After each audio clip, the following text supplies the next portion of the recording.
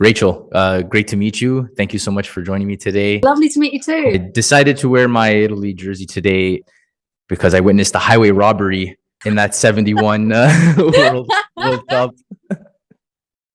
Elena and Daniela and Maurizio will be delighted that you are supporting them and that you see their cause.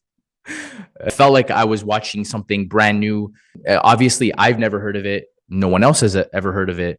So to see it happening for the first time in front of me, it's kind of like it felt like I was watching a World Cup happen live. It was really Well, that's the biggest compliment you could give us as a team. You know, that's entirely what we tried to do was to it felt very important to me that the audience experience the World Cup as the women themselves did, so that also when what happens, the audience understands how the women feel. Mhm. And so it's we wanted to create something that is undeniably true, like undeniably happens. You can't take it away from them now, and I think that's what we feel when we've shown it to the women from the film. One of the comments they make is like, see, it did happen and no one can tell me it didn't. Yeah. When I first turned the documentary on, started watching it, saw that it was, taking place at the Azteca. As a soccer fan, I know of the Azteca and the scale of this stadium. I thought to myself, I honestly did not believe it in the moment that no one knew about this. So while starting it, I'm a few minutes in, I Google it and nothing, crickets. But then I also realized I'm on Google, and Google is owned by US, so there wouldn't be any US documentation on it, anyways. When we first found that story, there's now a lot online from some of the work that we've been doing and coverage of the film. But previously online, there was absolutely, when we first heard about the story, based on some amazing research from BBC journalists in the UK and our really wonderful consultant, Jean Williams, who had been researching this for decades. That was all the information we got. There was no Wikipedia entry. There was no way to find out about this other than the original newspaper clippings that the women had kept and that they were then subsequently found in Mexico. Okay. How did you discover all of the footage that you used in the film? Where did that documentation and the actual footage of the game come from?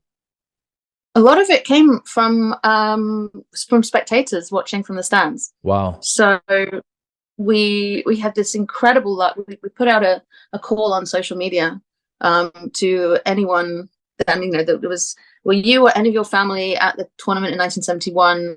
Did you photograph it? Did you have a camera with you?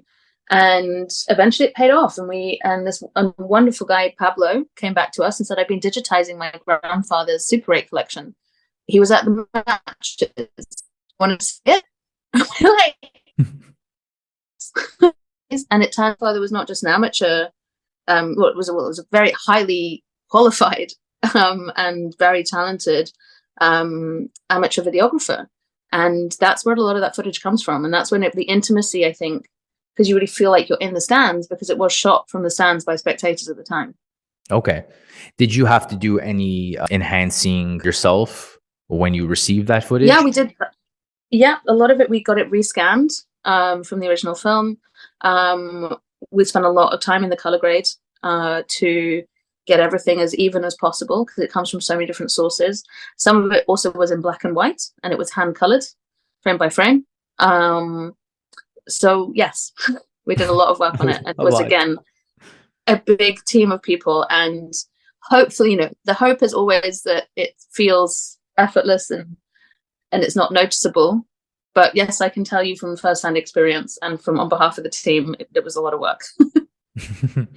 In your discovery period with all of the players from the different teams, was there any interesting stories that were not included in the final cut? Oh, so many, of course.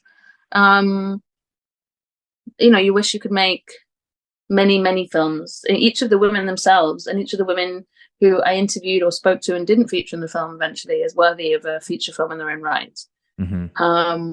The way you go about making those decisions, quite painful decisions, is, okay, what is this film about? And I think, aside from the big thematic ideas, the film is about power, it's about who has power, it's about the right to self-expression. It was about that one tournament. And so everything had to fit within the telling of the tournament, all the action. And aside from the context, either side, all of the actual action happens within 5 weeks in Mexico in 1971. And so that was how you had to make the decision, does it tell that bit of the story? And I'd highly encourage people to go off and make all of the other bits that couldn't fit into that film. This is just the beginning, I hope, of people uncovering stories like that, whether it's that tournament exactly or around that time. There's plenty more content to be there, to be made. How did you decide how to organize all of the content? I felt you gave each country's enough screen time. You're representing each team, but how did you decide to finally organize all of this content that you had and give each country a certain amount of justification? Well, it was always really important that it was an ensemble piece, that it was told from the perspective of a sisterhood. A lot of the experiences, the women grew up in very different places, but a lot of their experiences were very, and I think that's something that's always interested me, is like this idea of cultural translation. Wherever you are in the world, there's somebody who understands you, even if you don't speak the same language. But you can have something in common, and that's a desire. In this case, a desire to play football. And pretty much every single one of the women at some point when I was interviewing them would say, I believed I was the only girl in the world that wanted to play football. And so that was something, it actually almost, the structure of it, I'm working with an amazing team of editors and my co-director, James. We got to a point where the edit, all of the women could say most of the lines because they had such a similar experience. So what we're trying to do is find a way of representing all of them, representing the languages and the countries, not necessarily equally, and certainly not at the expense of the story and expense of the experience.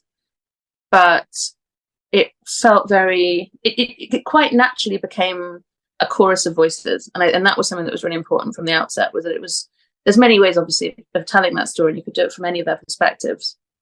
But we also really didn't want it to be Anglo-centric, really wanted to make it feel international.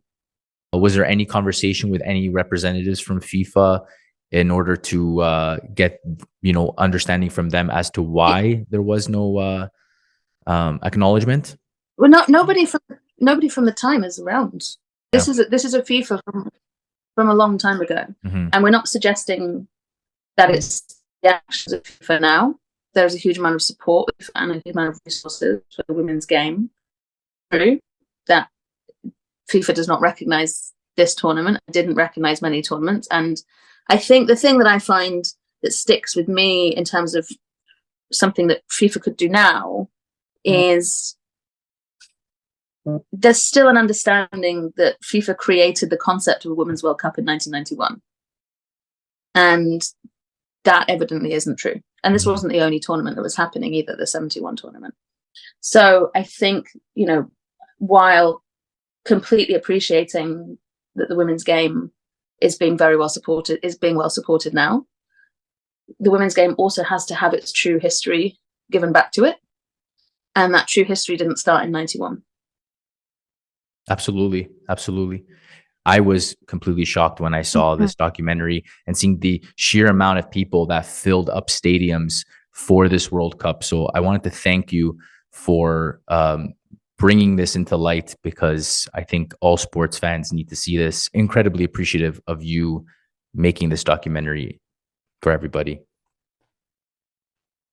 Oh, thank you so much, and thank you for your interest. I think pushing it out there as much as we can is that's the next stage of the process. You make the film, and then you want people to see it. So it's people covering it that's really important. So thank you. Absolutely. And since we're covering it, it will be playing at Hot Docs, Ted Rogers Building here in Toronto, starting actually today. Tonight is the first screening at the Ted Rogers Building. That's so exciting! Yay! How wonderful.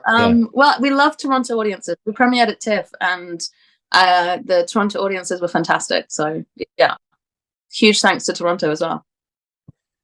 All right. Thank you so much, Rachel. Have a great rest of your day. Thank you. Thank you. Thank you. Bye.